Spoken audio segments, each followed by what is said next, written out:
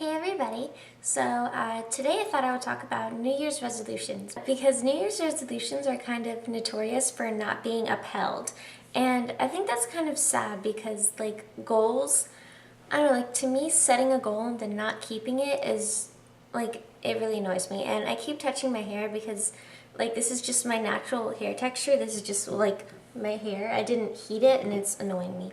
But yeah, so it's really bothering me.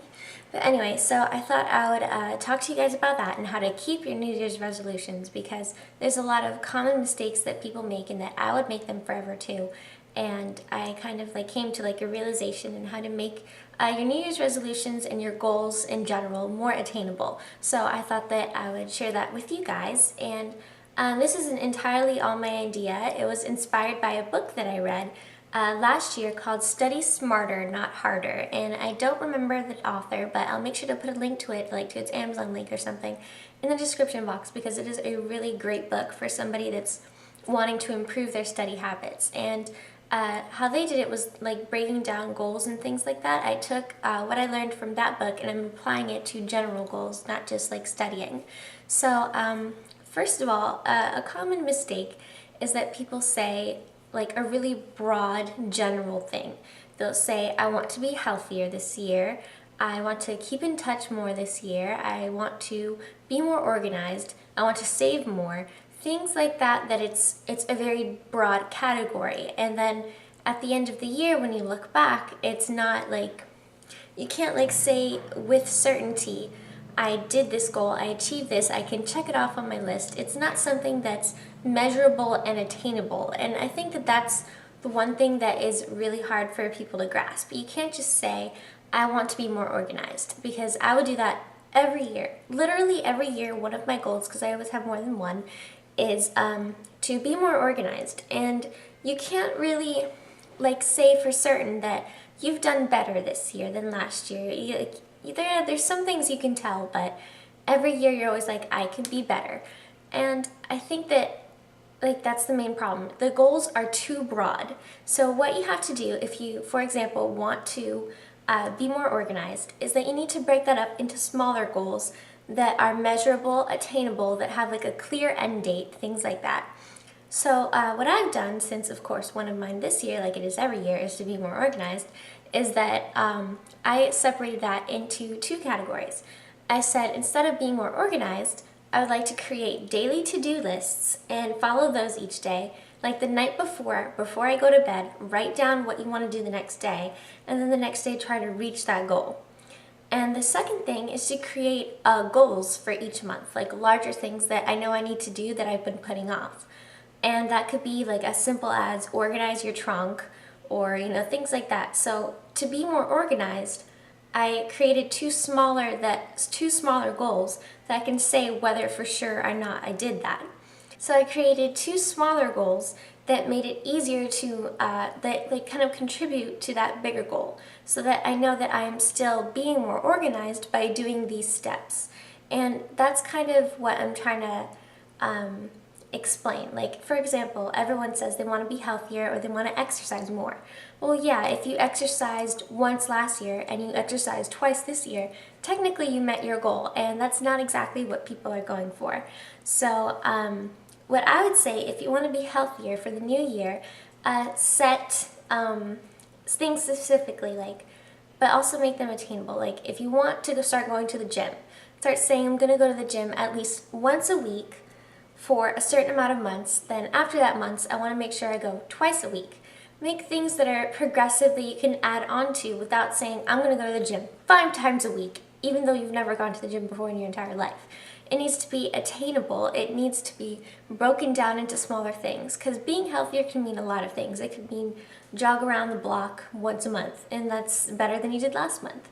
So again, that's what it is. It needs to be specific, attainable. So you can break down being healthier into a lot of different goals, like going to the gym once a week, and then have another thing saying only buy whole grain bread. Right, whole grain? Yeah, whole grain is better than white. So your second goal can be buy only whole grain bread. Your third goal could be stay within a certain calorie limit each day. Make sure to have like that kind of list that you can literally check off each day if you've contributed to that cause. So I guess that's in bulk how to keep your New Year's resolutions. Other tips that I could say, other than to make it attainable, measurable, break it into smaller tasks that are easier and more manageable and not too out there. Another thing I could say is to tell people about your New Year's resolutions and have something around you that's constantly reminding you to put forth effort to that New Year's resolution. What I did is I created a notebook. I printed out all of my New Year's resolutions. I think I have 8 or 9 this year. And I put them, on a nice paper, and I put it inside of my school binder that I look at every day. So then every day I'll look at that goal and I'll be like, oh, okay, did I do what I'm supposed to be doing today? And also, just telling people about it. Like, if you have a YouTube channel, make a video telling everyone about your YouTube goals. Because then when you have other people knowing that you're going to be doing this, then they're going to be kind of like little pokes to remind you. Because nobody wants to be embarrassed if you say, oh, I'm going to go to the gym tomorrow. And then you don't end up going to the gym. And in fact, you don't go to the gym for the rest of the month. People are going to notice. So I guess it's kind of short. I thought it would take longer than that to explain. But basically, you can't have a broad goal that you have no way of knowing whether or not you truly did better than you did last year. Make sure to make them smaller, attainable. Try and take that goal and branch it out into smaller things that contributes in the whole to that goal. Because like for me, staying organized, like just having daily to-do lists and bigger goals and things like that, that's going to keep me on track into being more organized and kind of contribute to making more healthier habits in the organization front. Also, another thing is financial goals. Those are always really hard to keep. And I think that a problem with that is that some people are actually somewhat too specific with financial goals. So it needs to be a healthy balance.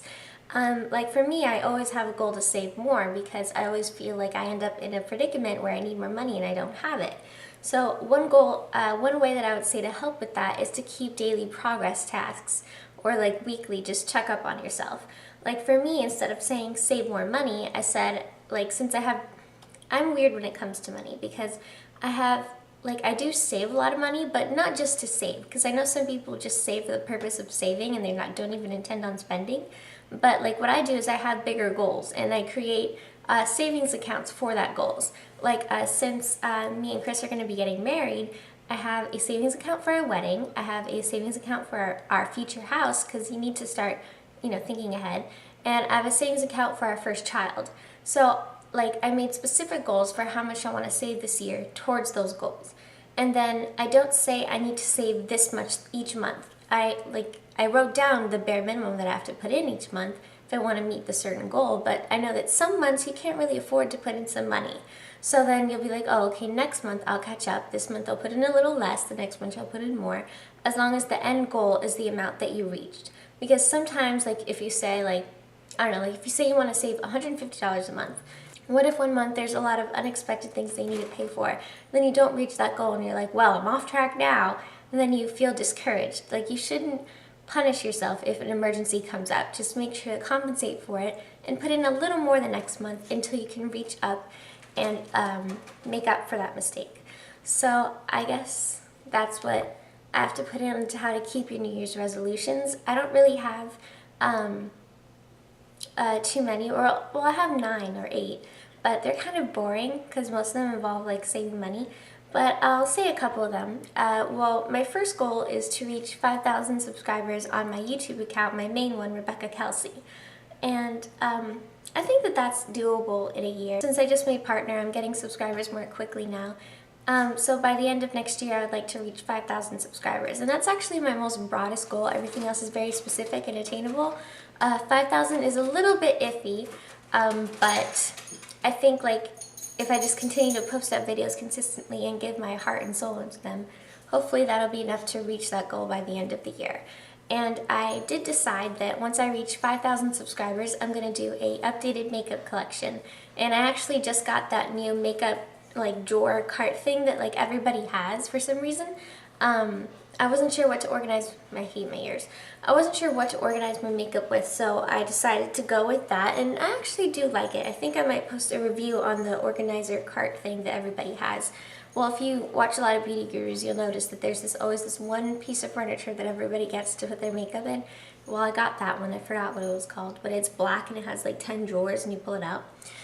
Anyway, so I got that, and I'm going to do an updated makeup collection once I reach those 5,000 subscribers, which will hopefully be by the end of next year.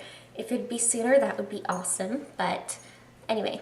So then my other goals involve saving money, which is kind of boring, but there was some predicaments last year where I felt like I was like, you know, I need more money, and I felt like kind of like trapped. So I have a couple of saving goals.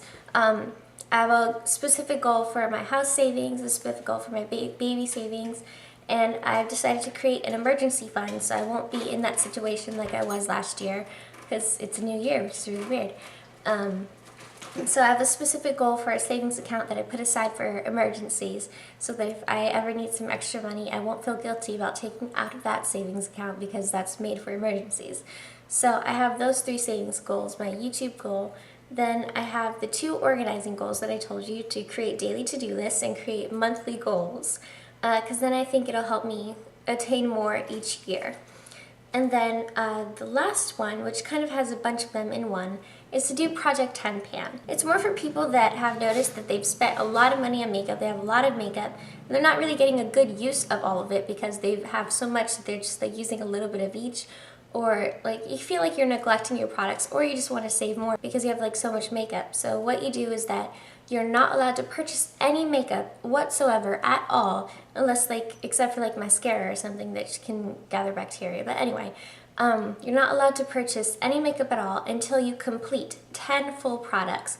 Like they say pan because like with the powder, when you hit pan and you see the bottom of it. But yeah, so that's the general principle, that you're supposed to finish 10 products before you buy any more makeup.